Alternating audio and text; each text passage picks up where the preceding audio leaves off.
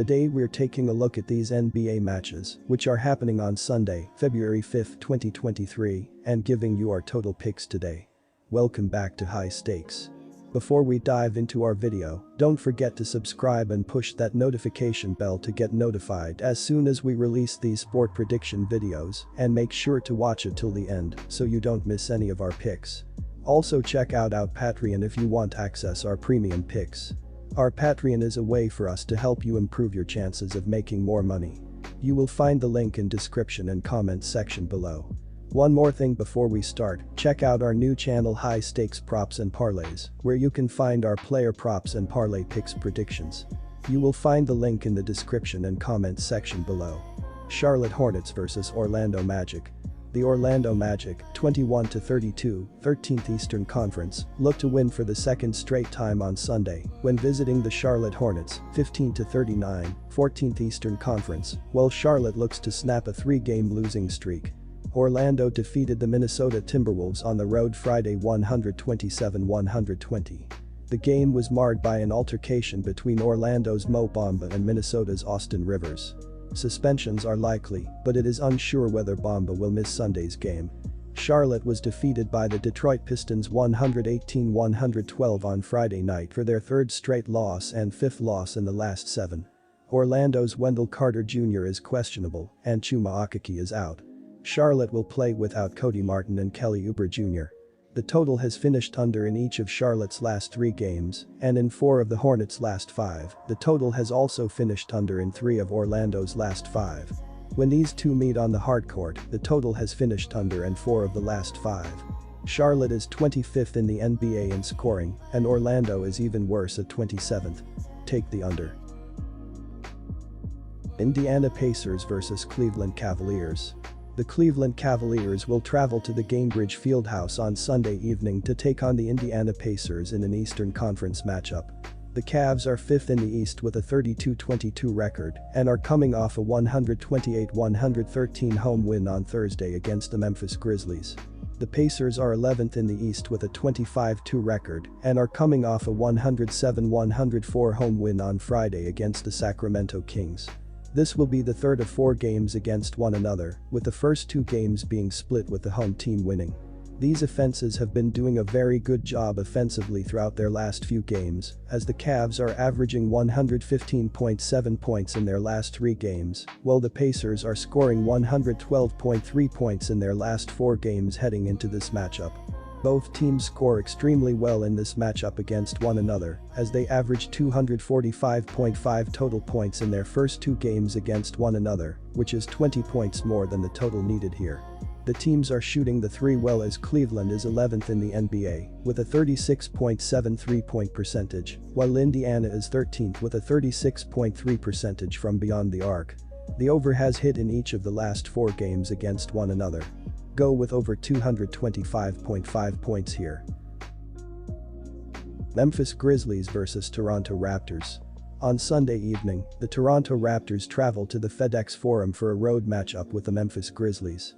The Raptors beat the Houston Rockets 117-111 Friday night. The Grizzlies fell 128-113 to the Cleveland Cavaliers Thursday. The tip is slated for 6:10 p.m. Eastern Time. Memphis opens as a home favorite. Memphis lost a chippy game in Cleveland Thursday night, with a scrum taking place late in the game as they fell 128-113. Desmond Bane scored 25 points and Morant had 24 points, 8 rebounds, and 8 assists despite being in foul trouble most of the night. Dillon Brooks was involved in an incident with Donovan Mitchell. With the Cavs leading 81-76, Brooks missed a shot and fell in the lane. While on the floor, he flung his arm back and struck Mitchell, who was standing over him, in the groin area. Mitchell dropped in pain and retaliated by firing the ball at Brooks. Both players were subsequently tossed. Entering this interconference meeting with the Grizzlies, the Raptors are 26th with respect to pace of play. But they have struggled on the defensive end this year, ranking 21st in defensive rating, while allowing opposing teams to shoot the second highest three-point percentage. I expect them to win this game considering how short-handed the Grizzlies are, but Memphis will get their fair share of easy buckets. Toronto does not have any imposing force in the paint, and Desmond Bane and Ja Morant will get plenty of looks at the rim. The total number has gone over in 9 of Toronto's last 12 road games. Take the over. New York Knicks vs Philadelphia 76ers. On Sunday night, the Philadelphia 76ers traveled to Madison Square Garden for a road tilt with the New York Knicks. The 76ers beat the Spurs 137-125. The Knicks outlasted the Miami Heat 106-104 Thursday. The tip is slated for 6:10 p.m. Eastern Time. Philadelphia opens as a road favorite. 137-125 road win over the San Antonio Spurs Friday. Joel Embiid had 33 points and 10 rebounds, and Therese Maxey chipped in with 25. Tonight was one of those games where it was difficult to get up, Harden said after the win to Associated Press reporters. But you've got to still be professional. You've got to be an elite team. That's where we are trying to get to consistently. We weren't consistent enough tonight. We gotta win, but we've got to try to be better overall. Embiid, who was listed as questionable with a sore left foot, was 10 for 18 from the field, 2 for 3 on three-pointers, and 11 for 13 on free throws. He played only 29 minutes in a game the 76ers led for the most part. Harden said he was fine after exiting for the locker room with a second remaining in the first half, after falling on his elbow late in the first half. Harden returned early for warm-ups and started the second half. When he initially went down with the injury, it looked serious. The 76ers' title hopes rely on Joel Embiid, but they need Harden healthy in order to be taken seriously in the Eastern Conference.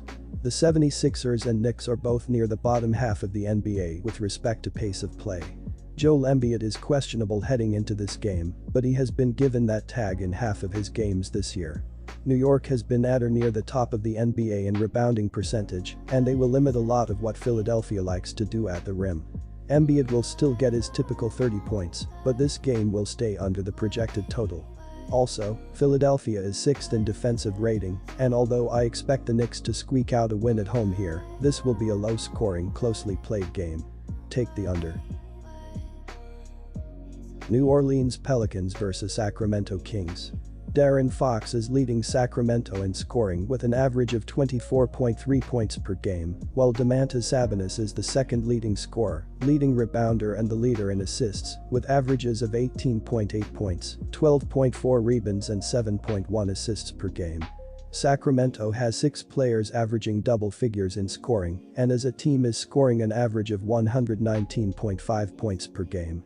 New Orleans completes a back-to-back on Sunday when hosting Sacramento after playing at home on Saturday against the Los Angeles Lakers. New Orleans is 26-17 and third in the Southwest Division, 6.5 games behind the first-place Memphis Grizzlies. New Orleans was defeated by the Dallas Mavericks 111-106 on Thursday, and the Pelicans have lost each of their last 10. With Zion Williamson out with an injury, the leading scorer for New Orleans is CJ McCollum, with an average of 21.2 points per game. McCollum is also the leader in assists with an average of 5.9 assists per game, while Jonas Valanciunas is the leading rebounder, with an average of 9.6 rebounds per game. New Orleans has 6 active players averaging double figures in scoring, and as a team is scoring an average of 114.8 points per game. Sacramento will pick up a victory on the road Sunday when visiting New Orleans, but the play here is under. The under has cashed in each of Sacramento's 6, as well as in 5 of New Orleans' last 7. New Orleans will be playing the second half of a back-to-back and will likely slow down the tempo. The under has also cashed in 5 of the Pelicans' last 6 played at home. Final score prediction: Sacramento Kings win, but our best play is under. Minnesota Timberwolves vs Denver Nuggets. The Timberwolves most recently fell at home to the Magic. Minnesota ended the first quarter with a 7-point lead but found themselves down at the half. They sputtered out of the gate in the second half but rallied for 45 points in the fourth quarter, ultimately coming up short. D'Angelo Russell led the Wolves in scoring with 29 points, and he added 10 rebounds as well. Anthony Edwards added 19. Turnovers plagued Minnesota as they finished with 20 on the night. The Timberwolves entered this game with a net scoring average that is neutral on the year, which is bottom 10 in the league. The offense has been strong, especially in the painted area where they are generating around 54 points per game, which is top 10 in the league. The Wolves are third in the country in 2-point percentage and come in fourth in shooting percentage from the floor. The defense has struggled inside at times, and they will need to buckle down against a strong Denver offense. What has aided the interior defense has been the 5.4 blocks per game the Wolves average. The Wolves are 4th in the league in block rate, and when they aren't stuffing shots, they are swiping it away with their quick hands. Minnesota comes in 5th in the country in steals per game. Denver has had its trouble taking care of the ball at times this season, and I expect the Wolves to take advantage of the sloppy passes the Nuggets have, at times, grown accustomed to. The Timberwolves have been successful turning those loose ball turnovers into quick points. In fast break scenarios, the Wolves are 12th in the league in transition points, with just under 15 per contest. However, with what the Timberwolves gain in turnover rate, they give it back in terms of allowing second-chance scoring opportunities. Minnesota is among the league worst in opponent offensive rebound rate, allowing foes to snag nearly 27% of their missed shots. Denver is very efficient offensively, and the Wolves will need to close out possessions in order to limit the high percentage shooting offense of the Nuggets. The Wolves rank among one of the faster teams in the league, coming in 7th in possessions per game. Denver typically plays slow, but their last 3 games have ticked over their season average. This pace should be aided by the turnovers as the Wolves are great at forcing them and the Nuggets great at capitalizing. Minnesota likes to attack the paint, and they have been great in terms of 2-point shooting. The Wolves have also been poor holding opponents to single-shot possessions, and the high efficiency of the Denver offense will take advantage of multi-shot possessions. The play is the over 230.5.